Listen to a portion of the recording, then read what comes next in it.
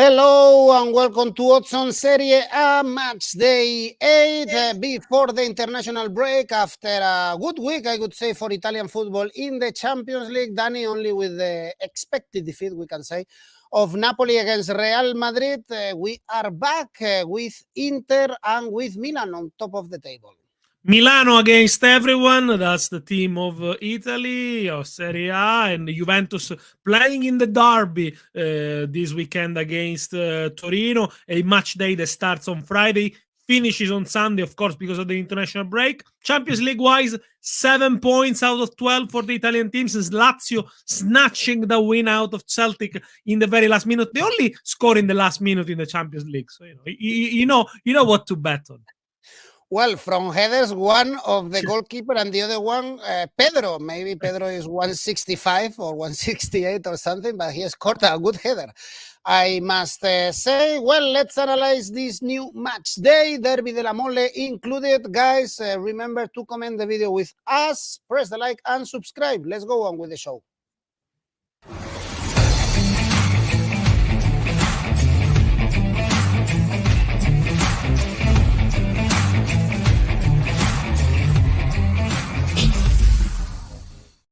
And if you are looking for a good welcome offer, here you have the 1xBet1 exclusive, thanks to Oddspedia, 130%. You can get 520 euros. Use the promo code Oddspedia YouTube with the link in the description. Well, Danny, let's start talking about the relegation battle at the Castellani. Empoli, Udinese, two of the worst teams this season. 3 points only for Empoli, 1 goal, 3 points. Well, they cannot expect more, I think, with this goal tally. The last victory was against Salernitana at home, but again, they were defeated in Bologna without scoring for Udinese.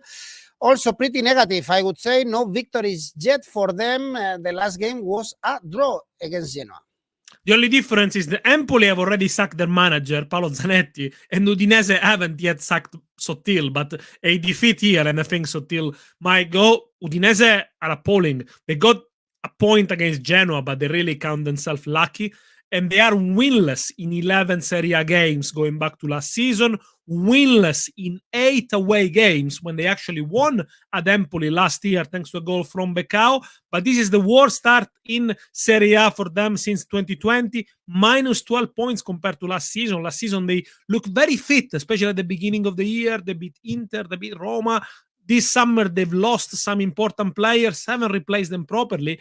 And in front of goal, they've been misfiring. Look at the stats for Udinese. They are third for shots in Serie A. Expected goals, 9.43. They only score 4 goals. 2 of them, one of them has been on goal, 2 of them with Samardzic, who again was left on the bench, best player of Udinese, and Sottil doesn't play. Empoli, only 3 points so far. Only 2 of the last 10 teams in Serie A who have achieved 3 points or less after 7 games managed to avoid relegation. So they need to be racking up the points a bit quicker. They've only scored 1 goal so far. I think against Bologna, the 3-0 is very large as a result for Bologna because, once again, Empoli made some individual mistakes. At least they deserved a goal, but they seem to shoot themselves on the foot all the time. And yes, this is a game between two teams that really struggle to score, and often in the first half, Udinese concede. If you look only at the first half standing, Udinese will be bottom with 3 points, only 1 goal scored. I think the odds for Empoli to win are too high, way too high. I don't think there is so much difference between these two sides. And I'm going to go for an Asian handicap plus 0.25 for the home side. Empoli 184. If they win, you win. If they draw, you win alpha stake. Well, good one. Also good odds to back Sassuolo. Next game on Friday is Lecce Sassuolo. I think for a rule, we should take a bet on Sassuolo if they are the underdogs. And most of the time you will Obviously. be right because they lost 2 months after beating Inter and Juve. And Lecce, perhaps after a great start of the season, Danny, is normal that they go a little bit down. Also, they face Napoli and Juve. So very tough opposition for Lecce. I have a mortgage, on my house. I was really tempted to bet my mortgage on Sassuolo not beating Monza. I Don't do was. it. Don't do it. No, don't do it. Don't do it. But just to give you a metaphor, I was pretty sure they were not gonna win against Monza after beating Inter and Juventus, but not because they are a bad side, but because that's the history of Sassuolo. If they were consistent, they will win the Scudetto because their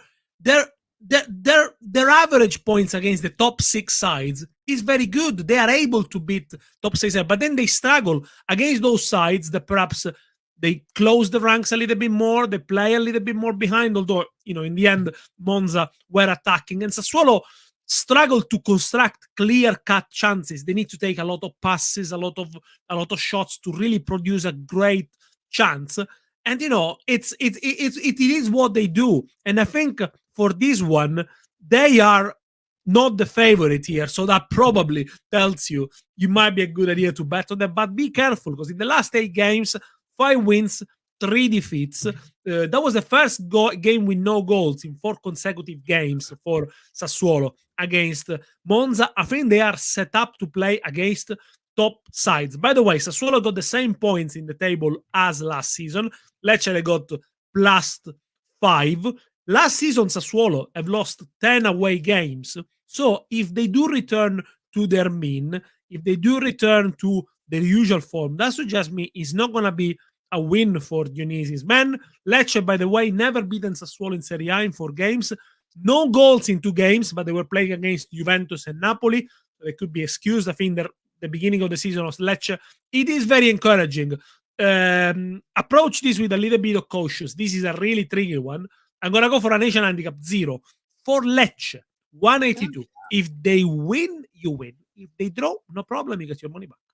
Could be a draw, could be easily a draw. This one, well, from the beautiful city of Lecce to the north, to the leaders, Inter Milan Bologna. This is a very good game.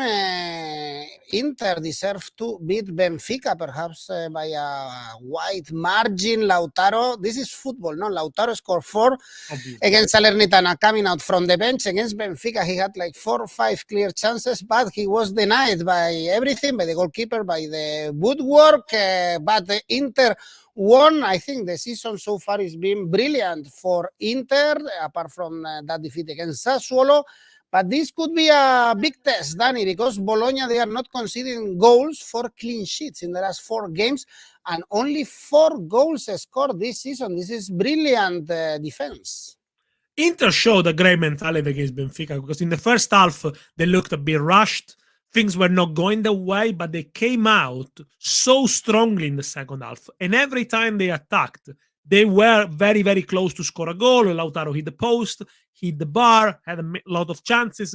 Thuram had a few chances as well. They were brilliant. They really looked...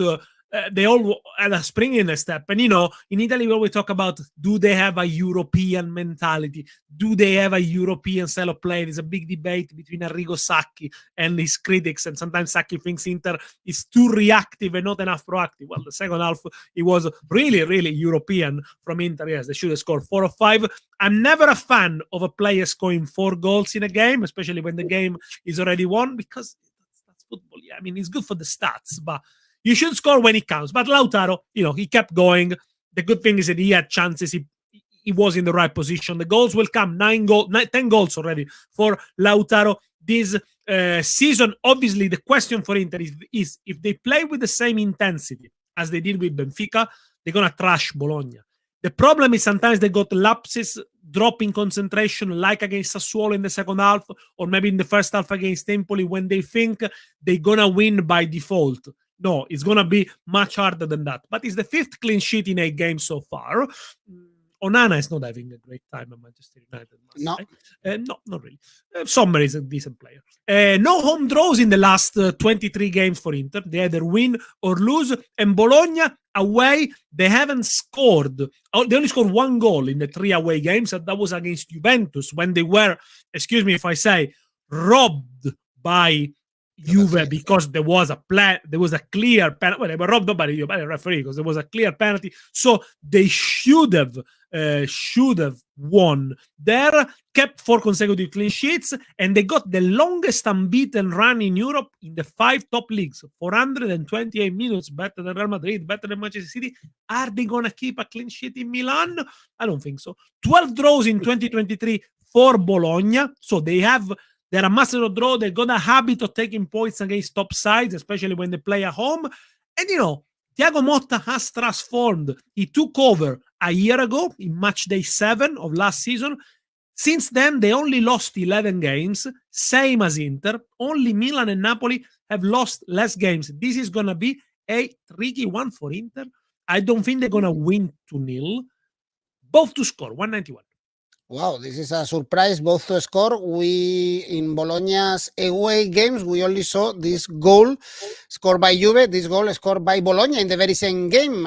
So very low scoring games for Bologna in the season, but especially when they play away. So perhaps this is a tough one for Inter, how Inzaghi has changed the mentality of this team, especially in Europe. In one season, we spoke maybe 1 year ago how they struggle when they face tough opposition, but now is the opposite, and I think we should trust this Inter. On Saturday, we have the derby in Torino, Juve Torino. No matter how bad Juve is, they win the derby. This is the reality. This is a one-side derby della Mole.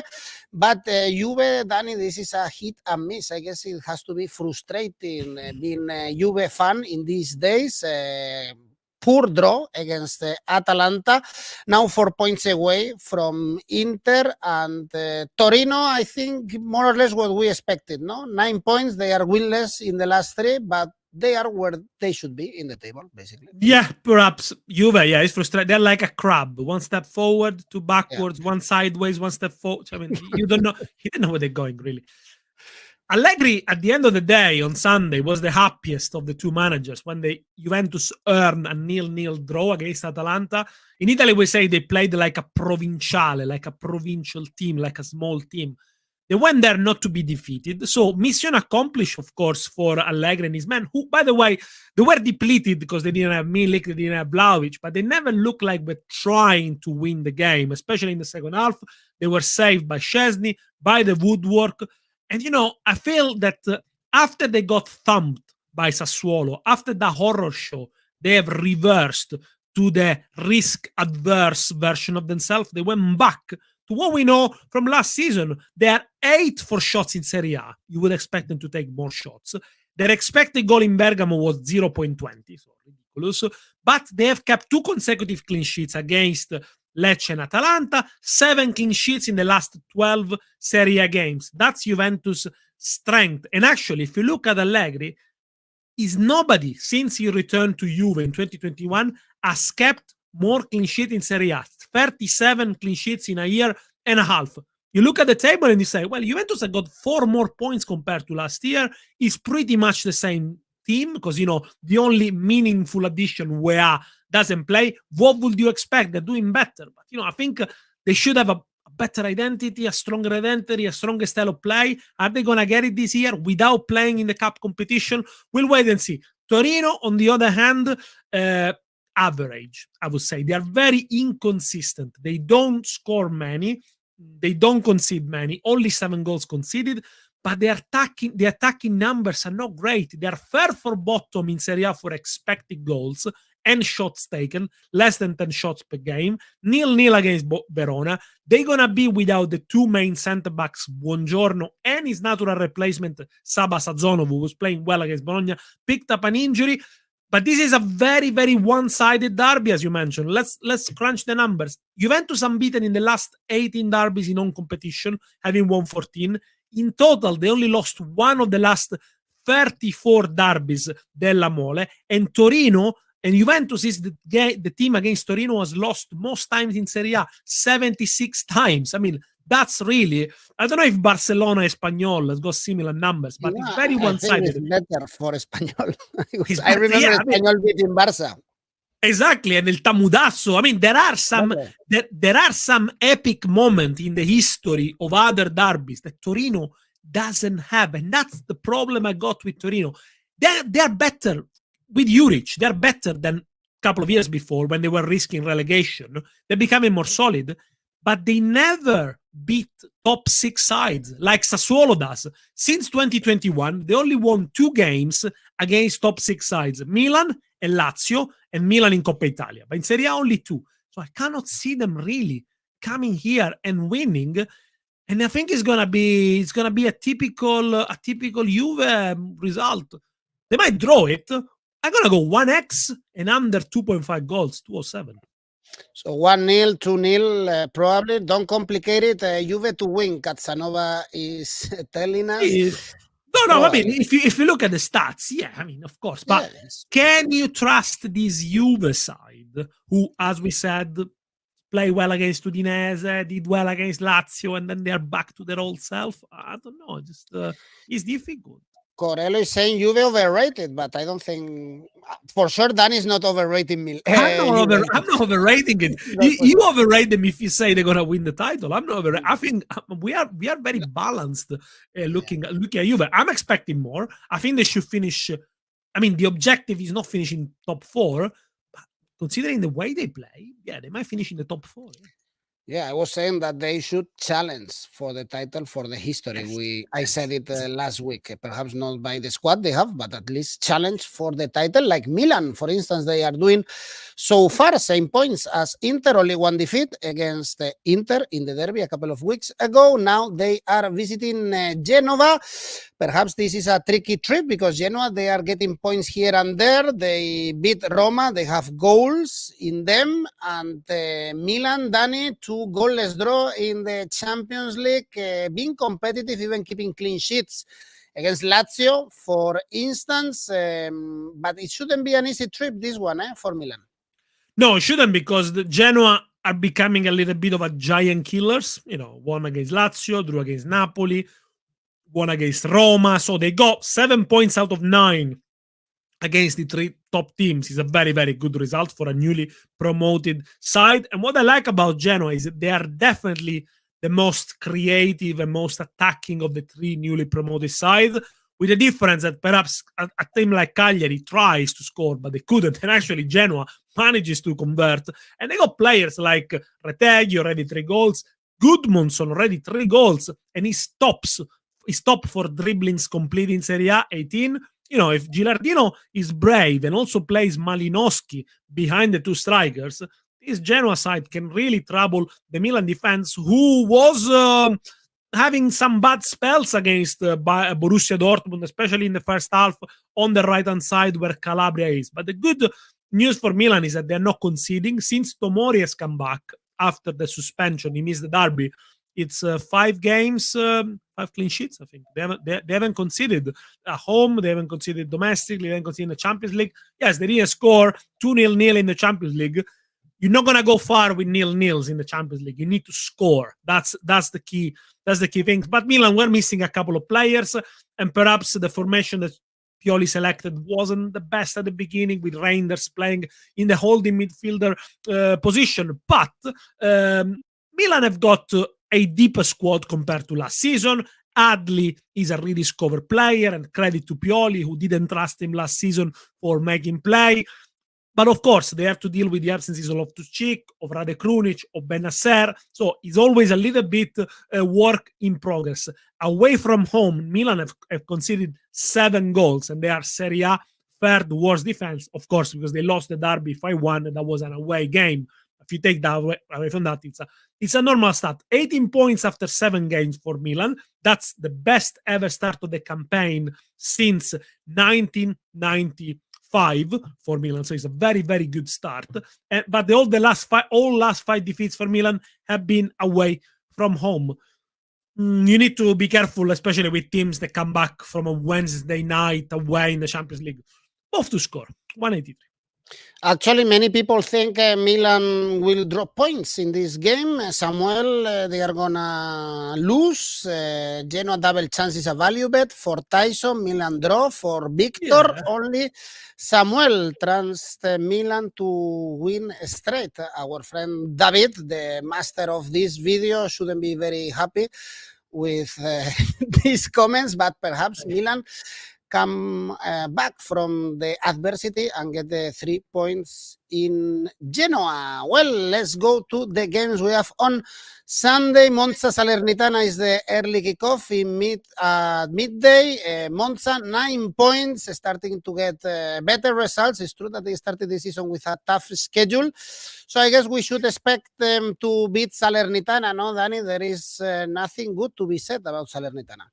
But Salernitana, apart that they've never been Monza away in their history, they are unfortunately dealing with issues outside of the pitch as well. The absences of Boulaïdia for a few weeks has obviously stopped them from getting good results. They got a very, very leaky defense. These are on-pitch issues, and Paulo Sousa is alongside Sotil the next candidate to be sacked. If he loses this one, I think he's going to be in peril. The thing is, probably Salernitana last season, they got a little bit of hangover. They were scoring a lot of goals. They were conceding a lot of goals, getting a lot of draws. And somehow they thought that they could challenge for a top 8, top 10 finish. And they started buying a lot of attacking players, whereas I think Salernitana should go back to what they used to be, maybe under Davide Nicola, a little bit more solid, because the competition is very high. And I think that if they get it wrong, really, they could finish in the bottom 3 this season. Last season, they were good to watch, but many times, as I said, they managed to get some draws. The game could have gone either way. So somehow, they were a little bit lucky. Let's not forget the many saves that Ochoa has made and is making to keeping them in games. They are 12 games without an away win, by the way, Salernitana. Since January in 2023, they've drawn 7 away games, and Monza, unbeaten at home, only conceded 1 goal at the Brianteo, plus 5 points compared to last season when they lost all the first 5 games and then sacked Stroppa and hired Palladino, who's doing a great job. They deserve to win against Sassuolo. First goal from one of the strikers, because so far only the midfielder have scored, but Colombo scored a really good goal. We saw Papu on the pitch. Maybe he's going to start. Monza, attacking side, fair for ball possession and for shots, but also a side that concedes quite a lot. Di Gregorio, the keeper, was really good. Second for saves made in Serie A. They only managed 1-0 Monza in the last 45 Serie A games. I think this is going to be a low-scoring game anyway. Probably a Monza win, maybe a 2-0 win. Let's go for under 2.5 goals in the game, 205. Well, Monza Asian handicap -1 for Victor. Good one. Yeah, Monza to win is 1.7, so perhaps the -1 should be 2.3, something like this, and could be a good idea for sure. We trust Monza. A difficult one, I believe, this one, Frosinone, Verona, because, Verona struggled last season, and they've started this season very well with 2 victories, but now they are winless in the last games. They haven't scored a goal in the last 4 games, whereas Frosinone, Dani, even if they lost at the Olimpico, they had their chances even to take the lead against Roma.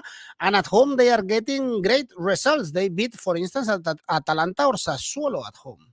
And gave Napoli a good game in the initial fixture of the season. They always scored at home, the Frosinone, 8 goals so far. They are unbeaten in the last 3 home games. It's a young side, but a side that plays with no fear, and credit for Di Francesco, because he inherited a completely new side, completely rebuilt with a lot of loan players as well from the team that won the Serie B under Fabio Grosso. They played well at the Olimpico against Roma. They came out with the feeling they would have deserved at least 1 goal. They missed a few chances in the first half, and then a good side like Roma doesn't really allow you to miss so many chances without scoring one. Verona, on the other hand, no goals in the last 4 games, and in the last 4 games, their expected goals have always been below 1. They didn't suffer too much against Torino. 0-0, hard-fought game. Maybe against Milan in the penultimate away game, they would have deserved to score at least one. Maybe they've been a bit lucky in the first few weeks, Verona, because against Roma they won 2 shots on target to goals. Against Empoli they won. Empoli hit the bar twice. Based on expected points, so expected goals against and for, they would be penultimate, Verona. So not everything is so rosy, not everything is so great. They do have 6 strikers they can alternate, and I think that gives them goals. So I think after 4 games without scoring, Verona are due a goal, with the likes of Ngonge, Djuric, Henry is coming back to form. Frosinone normally are good value for goals. I'm going to go for both to score. 191. Well, Frosinone for sure, they can score goals. 9 goals scored and 10 conceded. Next game, good one. Lazio Atalanta. Lazio, I guess, with the morale high after the victory in Celtic Park. In the Serie A, things are not great, to be honest. Only 7 points. They lost to Milan 2-0 in the last game, but at home they beat Torino. Danny, shouldn't be an easy one for Lazio. The odds are basically the same for Lazio to win and Atalanta to win. Difficult this one to predict. Very difficult, considering that Atalanta, by the way, is playing tonight. They were recording and they play away in Lisbon. So the fixture list is not being very kind with Atalanta, coming back on Thursday night and then playing on Sunday evening in Roma. It's not a great calendar for Atalanta. But on the other hand, Lazio, they always score late in the Champions League. They got 4 points. I think, in honesty, they probably deserve to have 1 point in the Champions League. Against Celtic, especially in the first half, they were second best. Celtic had a lot of chances. They look more dynamic, but Lazio got more experience, and Celtic record in the Champions League is awful. And in the end, they snatched it with Pedro. But the next one is an away trip to Feyenoord, where they lost last year. So I think that's going to be a real test. But focusing on the Serie A, this is the worst start of the season for Lazio since 2007-2008. Very difficult to explain why they become so leaky and so easy to beat. It's not just because they lost Milinkovic-Savic. They lost a little bit of self-belief in them. I think the problem is Sarri hasn't still yet found the best midfield, whether it's with Vecino, whether it's with Guendouzi, Rovella, what position is Kamada playing. If you play with Luis Alberto, you need at least 2 players in midfield that can cover for him. Their defensive record is very poor, only 1 clean sheet in 9 games, and also Provedel is the 5th goalkeeper in Serie A for saves made. Against Milan, good first half. In the second half, as soon as Milan scored, they had no answer. Sarri came out after the game against Milan saying they don't have the squad to compete, and obviously that infuriated the president. I don't think they don't have the squad to compete. It's just maybe they need a little bit of time to gel the new signings in. Atalanta, on the other hand, the big surprise of the season, because they kept 4 consecutive 5 clean sheet in the first 7 games of Serie A for the first time ever. They should have won against Juventus. The substitution Gasperini made with Muriel, Holm, Bakker did influence the game. I think they should have scored at least 1 goal in the second half. But they're often reliable away from home, Atalanta. If you look at the away table in the last 2 seasons, they were respectively 3rd and 4th. So when they travel, Atalanta, they are solid. Lazio has not beaten Atalanta in the last 6 home games since 2017. Of course, they won the Coppa Italia final a few years ago with Simone Inzaghi in charge.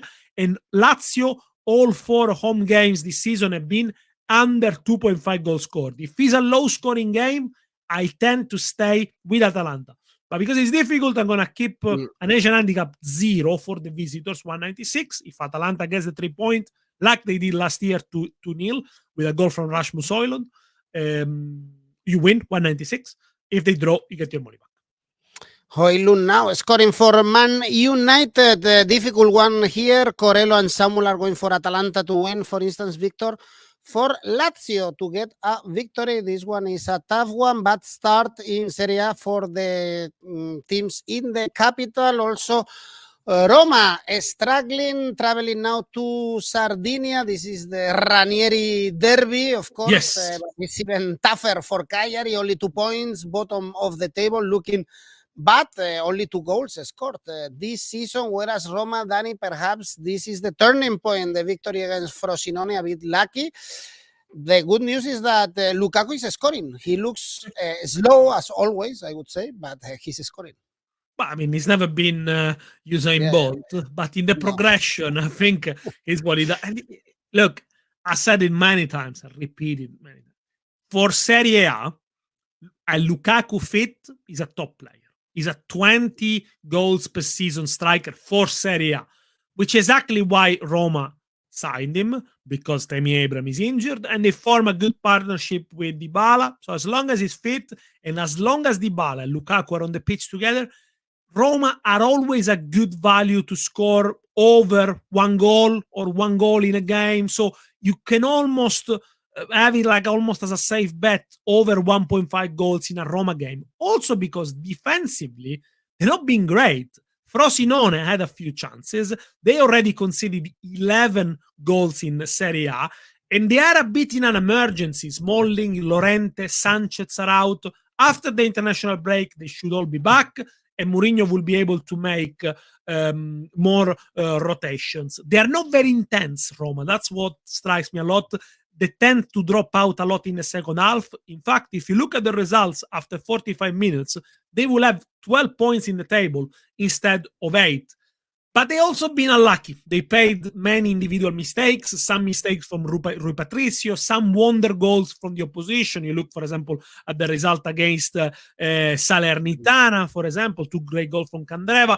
Look at expecting points. I know the expected goals are not an exact science, but the expecting points should be plus 388 for Roma. So it's a big difference. For Cagliari, another defeat and more individual mistakes for them. I think Ranieri is going to change the formation. He's going to make at least 4 or 5 changes. At Firenze, they conceded after 3 minutes, so already bad start. And another mistake from the goalkeeper, Radunovic, who's already gifted opposition 3 goals. But last season in Serie B, he was the hero. So that tells you it's not bad keeper, it's just the gap. The gap between Serie A and Serie B, it's very wide. Cagliari are struggling. I think they need something in January. They're already thinking about new signings. At the moment, they have to do what they got without Mancosu, without Yankto. For this one, Luvumbu, who's the only one who scored for Cagliari 2 goals, is a doubt. So do check the lineups before putting a bet. I think, again, I like the term, the Murignata. I mean, when it's like a 1-0, 2-0. Roma to score the first goal and under 3.5 goals, 199, probably a Roma win in a low-scoring game. Well, they haven't won away from home yet, Roma. Only 1 point. A couple of questions for you, Danny. Is Mourinho in danger if they don't win this one? No, but he's a manager whose contract expires in June, and he's a manager who said he has received the craziest offer in football in the summer and refused it. So he's always something's going. He's like sitting on a volcano when Mourinho is something happened. I don't think he's in danger, but the environment is not the best. And it's the curse of Mourinho's 3rd year. Exactly, we know that. We know that. Exactly. And another question for you from Corello: if you think Roma is a top 4 or is gonna get the top 4? With the defense they go at the moment, they'll struggle. But I think if they do fix the defense a little bit, and as long as Dybala and Lukaku are fit, Corello, I think they will be fighting till the very end. Well, 6 points away from Juve, for instance, now top 4 for Yes. Roma, or from Napoli and Fiorentina, both teams with 14 points, and it's the last game we have to analyze. Napoli-Fiorentina, my eyes see goals, Danny, at the Maradona. What a nice atmosphere, by the way. In the game against Real Madrid, they lost, but they had their chances. They put a lot of passion. They played well, exactly. Osimhen couldn't score, denied by Real Madrid, by the German defender, Rudiger. And Kepa. Rudiger. Good save, Kepa. But, well, in the Serie A, they thrashed Lecce, Udinese in the last 2 games. Also, Fiorentina, they are brilliant this season, only 1 defeat against Inter and scoring plenty of goals. Danny, 15 so far. Let's start with Napoli. Yes, they were applauded after the win, but defeat against Real Madrid. But, they show courage, resilience. They can take some positive. Of course, it's Real Madrid, and it's always going to be tough. On the other hand, if you look at Napoli, the start of the campaign was tricky. The adaptation to Rudy Garcia method maybe is not still completed, but they only got 3 points less in the table in Serie A compared to last season. They win this one, and they are basically back on track in the Scudetto title. They scored 10 goals in the last 3 games. They are getting back to their best, I think. And of course, this is going to be a very, very important one to win. Let's talk a little bit about Fiorentina, who, by the way, this evening are playing in the Conference League at home against Ferencváros at home. Well, Fiorentina means goals. Only 3 teams in Europe, in the 5 top European leagues, of course, have scored more goals in 2023 than Fiorentina. Manchester City, Real Madrid, Manchester City 109, Real Madrid 92, Fiorentina 83 goals. They do score. They are a team that's got a lot of options up front and take the chances. But if you look at the numbers, last year Fiorentina were producing a lot of shots, taking a lot of corners, and scoring relatively less of what they should have scored. This time, they become more clinical. They are taking less shots compared to last season, 10.6 against 15.8 in Serie A, but they got twice the amount of goals in Serie A scored. They scored 15 goals. This is Fiorentina's best start of Serie A since 2015-2016 in Serie A, and I think they are a side to look for. However, the devil is in the details. If you look at the expected goals of Fiorentina, this should be minus 7.31. Why? Because some goals are individual pieces of brilliance or shots from distance, or Nico Gonzalez, who's not very tall, scoring with his header. So obviously the expected goals of that is very low, but it doesn't take into account how brilliant and how creative some of the players of Fiorentina are. Another bit of quirk is that Fiorentina under Italiano, they never kept the same starting 11 in 113 games. He likes to change formation all the time. He makes them flamboyant, unpredictable. Maybe they are a little bit naive, but again, it is entertaining. They're without Dodò, so Italiano is playing with 18 years old Coyote on the right-hand side, who looks a very good prospect. It's going to be against Kvaratskhelia. I want to see it. I'm really looking forward to this one, to see the young Italian against Kvaratskhelia. Number-wise, 10 out of 14 Serie A games of these two sides have been over 2.5 goals and both to score. Fiorentina only kept 3 clean sheets in 10 games so far. Same for Napoli. Yes, don't get fooled by the head-to-head. Last season was 1-0 to Napoli at the Maradona, but Napoli had already won the title back then, and 0-0 in Florence. Normally, there are goals between these two sides, both to score, and over 2.5 goals for me, 294. Goals and goals. I think we all expect this. Also, most of the people expect Napoli to win here and finally get the third straight victory after beating Lecce and Udinese.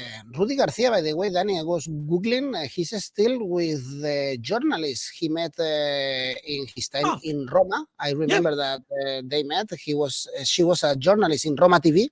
They started a relationship, Roma manager, and her name is Francesca Brienza, and they are still together. Good. Congratulations to Miss Garcia, and congratulations to Rudy Garcia, which I wish him all the best, because it's never easy to take over from a successful manager, and let's not forget, he's done well with the Lyon, he's done well with Roma. Give him a bit of time, and I think he can prove himself. There's a lot of pressure on his shoulders, for sure. He's a stylish guy, Rudy Garcia. have I to like say. it. I like him. He's outspoken. I like him. I just, yeah, of course. I mean, in Roma, people love him as well. I do. 20 years, by the way, 20 years older than Francesca. Rudy Garcia, he scored a good goal there. Well, Danny, tell me your safe bet. Frosinone Verona, over 1.5 goals, 136. And your ACCA? 4 games, as always, Juventus Torino, il derby della Mole, il derby di Torino, under 3.5 goals. Genoa Milan, first half, double chance, 1x. Monza Salernitana, under 3.5 goals. And Napoli Fiorentina, the last game of the match day, over 2.5 goals at the Maradona, 4.39. It's your total odds. Well, I remember your safe bet. Milan is not gonna lose against Dortmund, and there you have. Well, they came that close to losing, but they could have won in the end. Safe, but yeah, they could have won in the end. They could have won in the end. It can go either way, guys. As I always say, it is football. If we had the crystal ball, we wouldn't do that. We would be at the Maldives, exactly. Drinking a cocktail, because we'll get it all right every single day. It's football. Well, Danny, thanks everyone. Nice jacket, Danny. Of course, with the Italian flag. Italy, they are playing tough games in the international break, so we will be back to analyze these games next week. In the meantime, let's enjoy Serie A. Let's press the like if you enjoyed the video, subscribe, and good luck. Ciao. Arrivederci.